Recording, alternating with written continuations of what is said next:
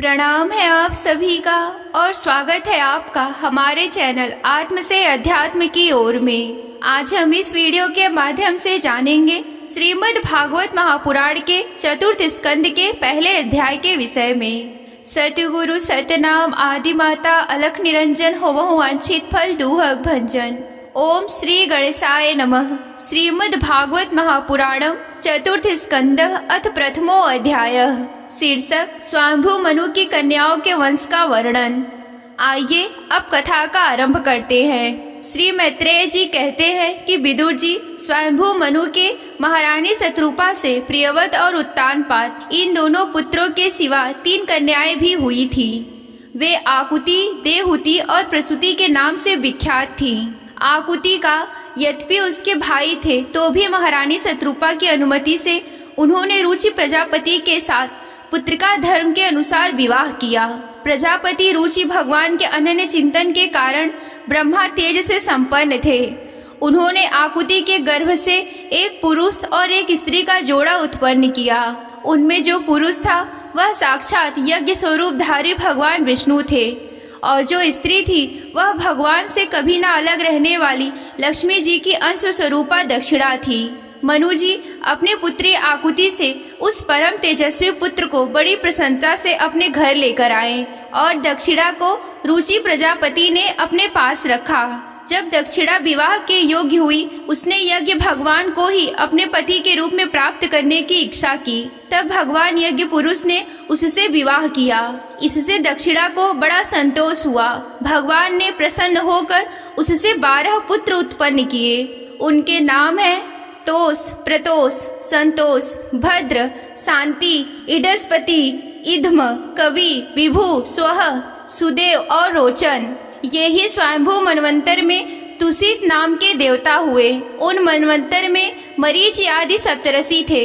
भगवान यज्ञ ही देवताओं के अधीश्वर इंद्र थे और महान प्रभावशाली प्रियवत और उत्तानपाद मनुपुत्र थे। वह मनवंतर उन्हीं दोनों के बेटों, पोतों और दैहित्रों के वंश से छा गए। प्यारे विदुर जी, मनु जी अपनी दूसरी कन्या देवहूति कर्दम जी को ब्याही थी। उसके संबंध की प्रायः सभी बातें तुम मुझसे सुन चुके हो। भगवान मनु ने अपनी तीसरी कन्या प्रसूति का विवाह ब्रह्मा जी के पुत्र दक्ष प्रजापति से किया था।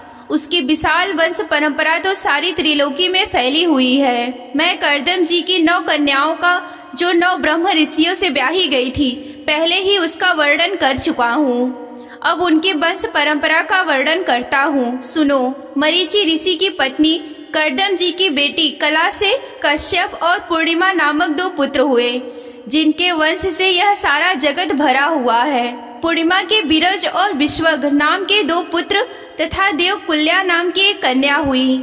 यही दूसरे जन्म में श्री हरि के चरणों के धोवन से देवनिधि गंगा के रूप में प्रकट हुई है। अत्रि ऋषि की पत्नी अनसुईया से दत्तात्रेय, दुर्वासा और चंद्रमा नाम के 3 परम यशस्वी पुत्र हुए।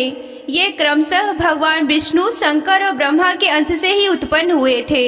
विदुर जी ने पूछा कि गुरुजी कृपया यह बतलाइए कि जगत की उत्पत्ति, स्थिति और अंत करने वाले इन सर्वश्रेष्ठ देवों ने अत्रि मुनि के यहाँ क्या करने की इच्छा से अवतार लिया था। श्री मैत्रेय जी ने कहा कि जब ब्रह्मा जी ने ब्रह्मा यज्ञियों में श्रेष्ठ महर्षि अत्रि को सृष्टि रचने के लिए आज्ञा दी, वे अपनी सहधर्मणी के सहित तप करने के लिए ऋक्ष नामक कुल पर्वत पर गए।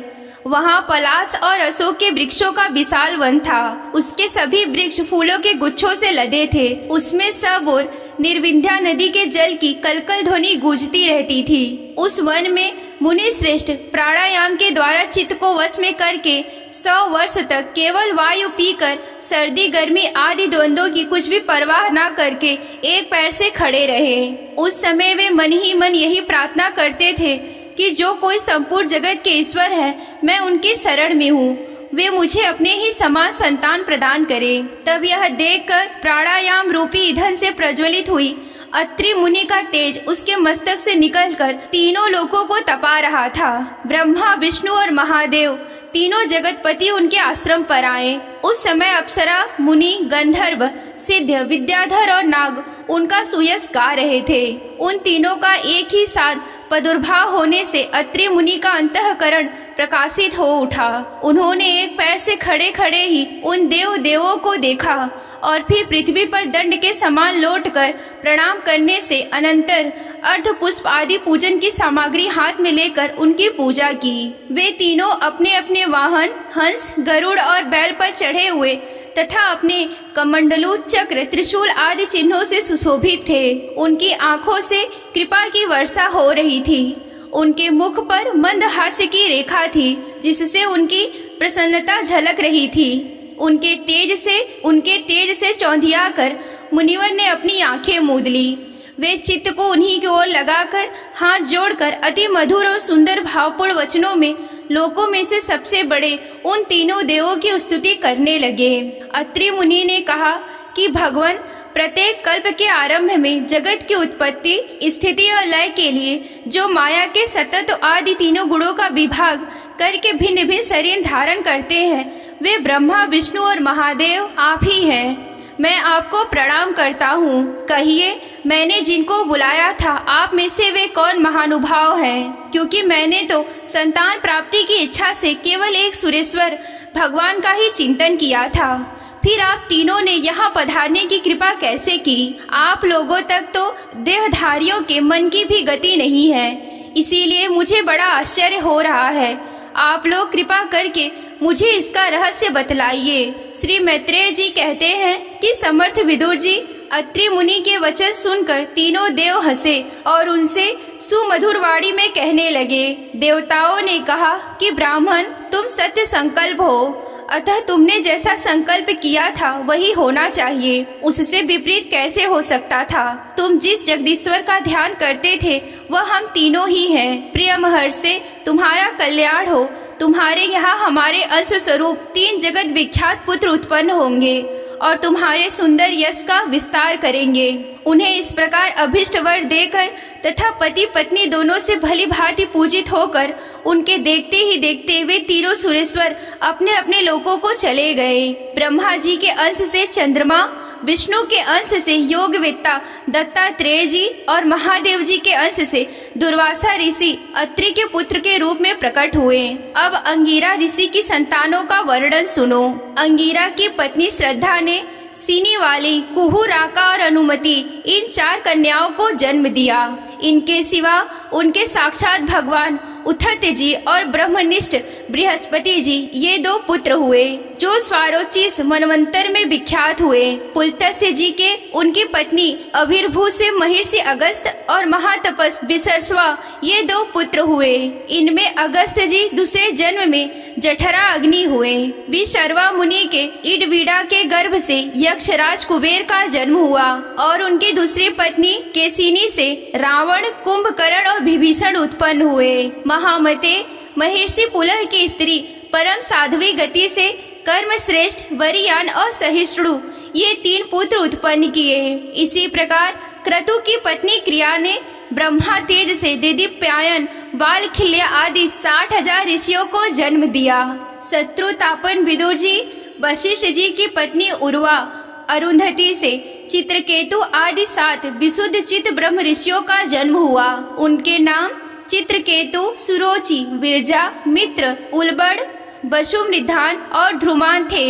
इनके सिवा उनकी दूसरी पत्नी से शक्ति आदि और कई पुत्र उत्पन्न हुए हैं। अथर्वा मुनि की पत्नी चिंती से दधीचि नामक एक तपोनिष्ठ पुत्र प्राप्त किया जिनका दूसरा नाम अश्वशिरा भी था। अब भृगु के वंश का वर्णन सुनो।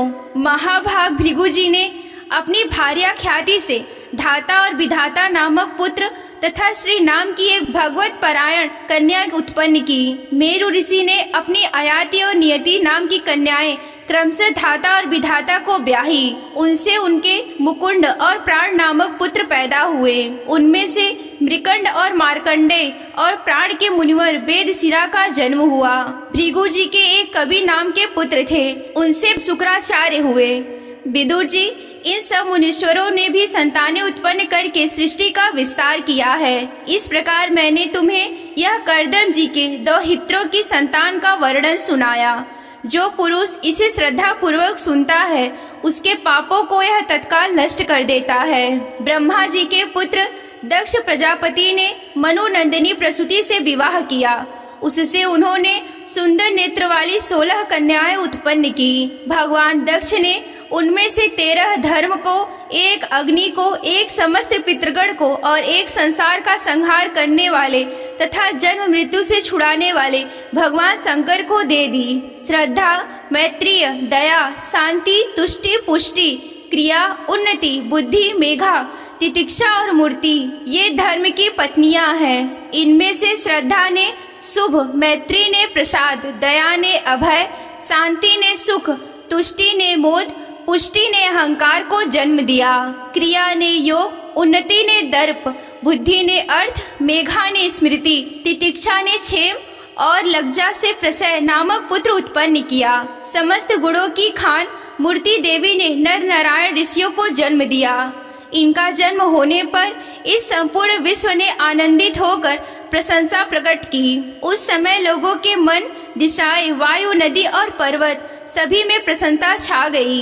आकाश में मांगलिक बाजे बजने लगे, देवता लोग फूलों की वर्षा करने लगे, मुनि प्रसन्न होकर स्तुति करने लगे, गंधर्व और किन्नर गाने लगे, अप्सराएं नाचने लगी। इस प्रकार उस समय बड़ा ही आनंद मंगल हुआ तथा ब्रह्मा आदि समस्त देवता स्रोतों द्वारा भगवान की स्तुति करने लगे। देवताओं ने कहा कि जिस प्रकार आकाश में तरह तरह के रूपों की कल्पना कर ली जाती है, उसी प्रकार जिन्होंने अपनी माया के द्वारा अपने ही स्वरूप के अंदर इस संसार की रचना की है और अपने उस स्वरूप को प्रकाशित करने के लिए इस समय ऋषि विग्रह के साथ धर्म के घर में अपने आप को प्रकट किया है, उन परम पुरुष को हमारा नमस्कार है। जिनके तत्व का शास्त्र के आधार पर हम लोग केवल अनुमान ही करते हैं, प्रत्यक्ष नहीं कर पाते। उन्हीं भगवान ने देवताओं को संसार की मर्यादा में किसी प्रकार की गड़बड़ी ना हो, इसीलिए सतत्व गुण से उत्पन्न किया है।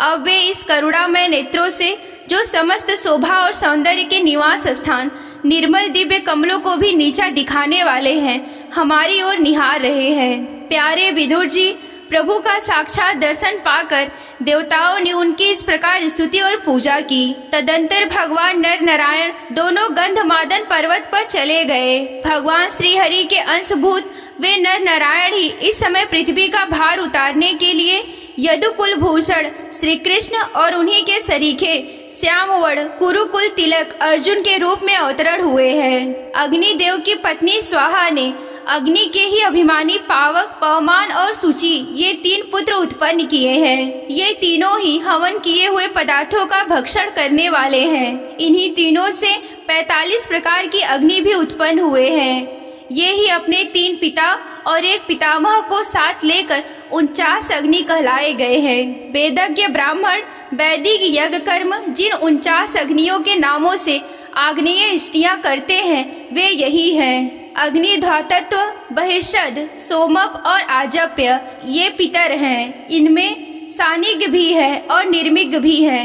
इन सब पितरों की पत्नी दक्ष कुमारी स्वधा है। इन पितरों से स्वधा की धारणी और वायुना नाम की 2 कन्याएं हुई।